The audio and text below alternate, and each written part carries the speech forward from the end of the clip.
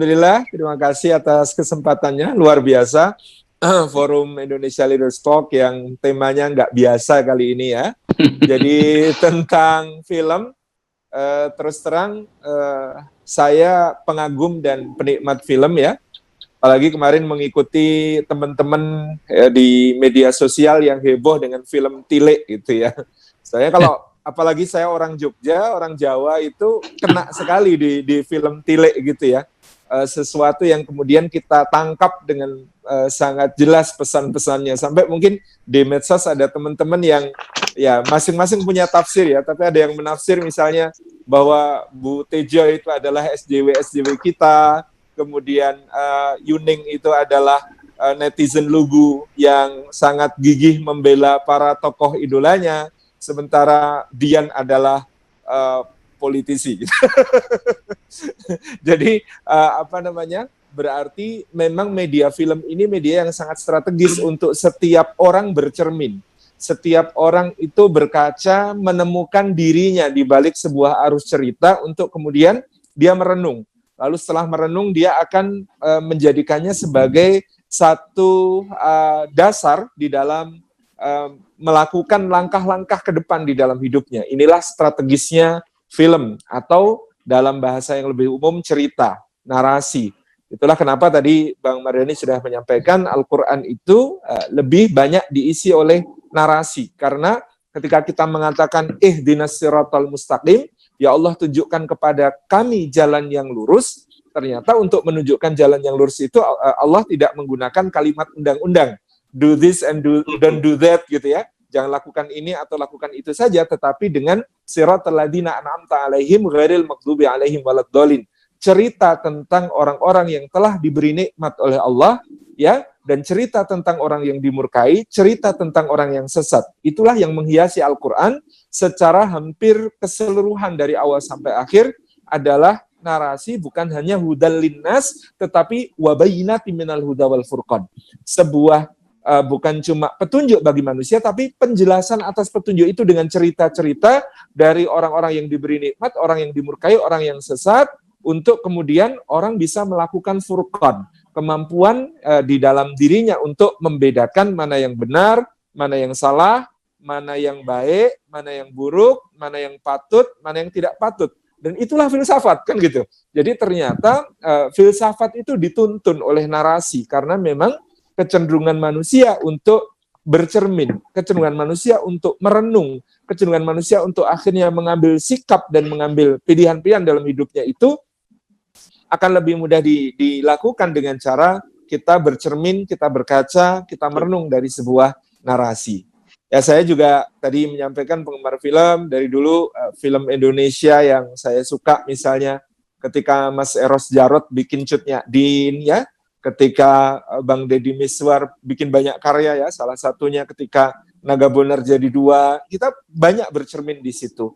Kemudian saya melihat ya di beberapa negara sekarang ini bagaimana kemudian film atau bahkan mungkin sejak dulu dijadikan bukan hanya sebagai media hiburan, tetapi bahkan mungkin sama dengan yang dilakukan oleh Sunan Kalijogo beberapa abad lalu untuk kemudian menyampaikan pesan-pesan dakwah kepada masyarakat melalui wayang kulit ya. Wayang kulit itu bagi saya film animasi pertama di dunia. Bagaimana kemudian dia cerita yang kemudian dulu wayang beber sangat eksklusif dinikmati para bangsawan, digambar per adegan, diubah menjadi digambar per karakter sehingga bisa dimainkan dalam adegan yang tidak terbatas. Itu inovasi yang luar biasa, dan gambarnya juga gambar karakter, bukan gambar natural, untuk kemudian menyimbolkan sesuatu, dan itu menjadi satu narasi yang mengubah. Sama dengan bagaimana ketika Korea ingin menunjukkan superioritasnya pada negara yang ada di sebelahnya yang dianggap sebagai patron Asia tentang kemajuan teknologi modernitas, yaitu Jepang. Apa yang mereka lakukan? Menggali dari sejarah, kemudian menampilkannya sebagai narasi. Mungkin Bung Rocky atau Pak Mardhani juga pernah nonton film Roaring Currents ya, tentang Laksamana Yi Sun Sin, bagaimana Laksamana Yi Sun Sin ini mengalahkan armada laut Jepang yang diperintahkan oleh Toyotomi Hideyoshi untuk menaklukkan Korea.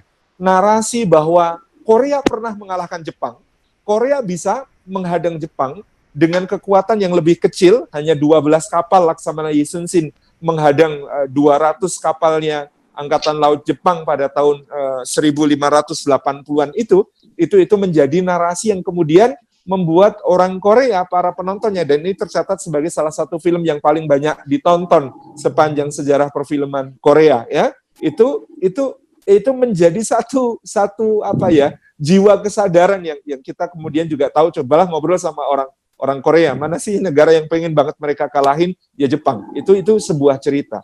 Sama juga dengan Jepang ketika dulu bikin anime tentang sepak bola di tahun 80-an, ya. Mereka bikin Kickers, mereka bikin Kapten Tsubasa.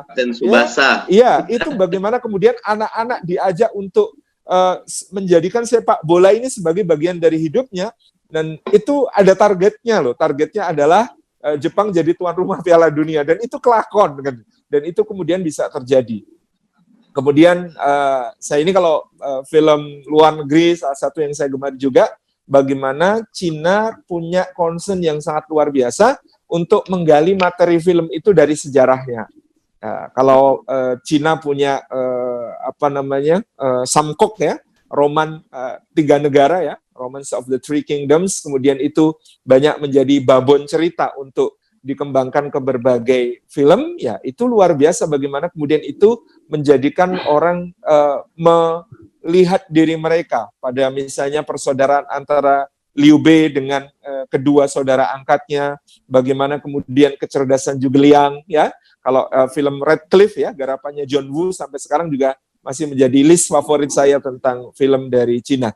Jadi saya kira menerjemahkan filsafat menjadi cerita, kemudian bagaimana cerita itu menuntun masyarakat menuju kepada satu nilai yang lebih baik, menjadi satu cara berpikir yang lebih baik, menjadi satu cara bersikap yang lebih baik, dan bahkan menjadi cara bertindak yang lebih baik. Nah, ini maka kemudian memang perlu proyek kebudayaan berupa film, karena budaya, ya, budi dan daya itu jelas akan menjadi ukuran sebuah peradaban, ya, akan menjadi ukuran sebuah bangsa. Ya berarti memang PR-nya PKS ke depan adalah proyek-proyek kebudayaan ini bagaimana kemudian menjadi salah satu yang diperjuangkan secara politik untuk mendapatkan dukungan negara. Meskipun dukungan negara itu nggak usah ribet-ribet, dukungan negara itu memberikan ruang seluas-luasnya untuk berkreasi, nggak usah menghalangi, kemudian juga memberikan aturan yang adil bagi pemasarannya, gitu ya, sehingga tidak dikuasai oleh kartel-kartel tertentu di dunia perfilman kita, kan itu menjadi dukungan yang sangat kuat. Kalau dukungan ya bukan berarti mendikte, dukungan bukan berarti kemudian mengarah-arahkan, enggak. Ini saya kira sumber daya kita untuk berkreasi luar biasa. Saya dari film Tile itu kan akhirnya ya banyak kemudian rekomendasinya YouTube untuk ditonton, ya.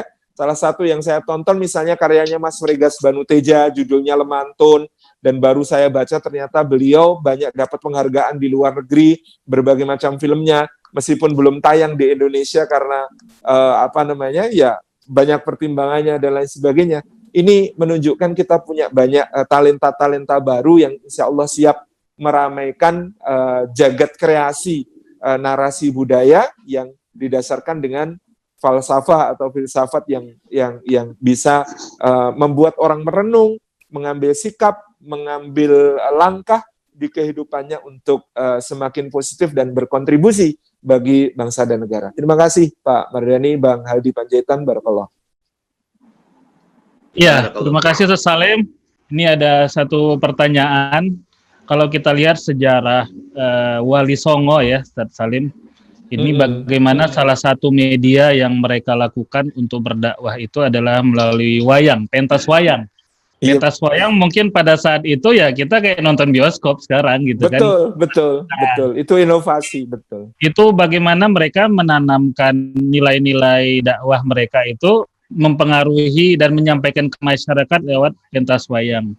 Dan juga kalau kita lihat dulu masa kecil kita, Ustaz Salim, bagaimana salah satu kebijakan strategis dari Pak Harto, ya, dengan membangun TVRI, Karena ini salah satu media televisi dan perfilman ini salah satu media untuk mencerdaskan bangsa, sudah pasti melalui tontonan-tontonan berkualitas gitu ya. Nah, dengan kondisi saat ini bagaimana Ustaz Salim melihat nih kan dengan di Indonesia saat ini gitu ya, dan juga harapan untuk kedepannya gitu. Ya. Gimana? Memang Wali Songo berinovasi dengan cara yang tepat di waktu yang tepat ya. Ketika manusia Jawa khususnya dan Nusantara waktu itu sangat akrab dengan epos Mahabharata dan Ramayana dari India, lalu dikreasilah satu tontonan yang bisa massal. Seperti saya sampaikan tadi, sesuai dengan apa yang saya baca di mengislamkan tanah Jawanya Pak Wiji Saksono, dulu yang namanya wayang itu tontonan eksklusif para bangsawan karena dimainkan dengan cara wayang beber. Wayang beber itu digambar per adegan, sehingga penontonnya itu maksimal 10 orang, 12 orang gitu. Nggak bisa lebih dari itu, karena kemudian hanya per adegan dan itu dipangku oleh dalangnya, digeser-geser begitu. Sehingga sangat terbatas penyebarannya. Dan Wali Songo kemudian membuat pakeliran ya, yang seperti kita kenal sekarang, yang panggungnya lebih besar, digambar per karakter dan memainkan berbagai macam adegan yang tidak terbatas. Berbeda dengan digambar per adegan kan, dia cuma diceritakan per adegan yang sangat terbatas. Nah, tentu kita perlu juga menjadi orang yang berpikir tentang masa depan kita, tentang film ini. Ya, sekarang ya ini saatnya bangsa kita ini. Ya memang sayangnya mungkin ini yang membuat orang seperti Bang Rocky Gerung di Indonesia tidak banyak ya. Budaya tonton kita terlanjur lebih massal, kena di semua orang, ketika budaya literasi, baca tulisnya belum kuat gitu. Itu jadi kita membaca. Jumping saatnya jumping. Iya ada lompatan gitu. Di Amerika budaya literasi baca tulisnya kuat, baru kemudian dunia hiburan ini muncul ya. Kemudian apalagi di Jepang budaya literasinya lebih kuat, baru kemudian budaya tontonnya menguat. Tapi kita kan loncat, kita belum senang membaca, terlanjur kemudian senang nonton. Nah, padahal tontonan itu kalau dibandingkan bacaan tentu justru membatasi sebenarnya. Saya baca novel sama nonton film sebenarnya lebih sering baca novel karena imajinasinya lebih tidak terbatas. Kadang-kadang kalau sudah baca novel terus novelnya difilmkan, itu kecewanya banyak gitu. Loh, kok nggak sesuai dengan itu jauh dari apa yang kita bayangkan ketika baca novel gitu ya. Nah, baca Bumi Manusianya Pram ketika difilmkan sama Mas Hanung, aduh pusing gitu ya. Ya sedih banget gitu ketika kemudian membandingkan antara yang kita baca di novel dengan segala imajinasi kita dibandingkan dengan yang kita tonton itu, ada capek gitu ya. Ya itu kadang-kadang yang membuat kita kalau saya ya nonton film itu mending yang bukan dari novel deh. Kalau dari novel yang sudah saya baca biasanya kecewa gitu. Nah, cuman ya mau tidak mau karena kita sudah terlanjur seperti ini, ya sudah budaya nontonnya sangat kuat. Apalagi anak-anak kita, tadi dibilang oleh Bang Mardhani, kita sudah digital native. Anak kita itu ya selahir ceprot sudah pegang gadget ya, mencari sesuatu di YouTube begitu mudahnya. Ya sudah, ini tidak bisa dihindari. Ya meskipun tetap kita harus terus menguatkan budaya literasi, di sisi lain kita harus semakin mendorong yang insan-insan yang berkarya di dunia perfilman untuk semakin banyak memberikan tontonan yang positif ya.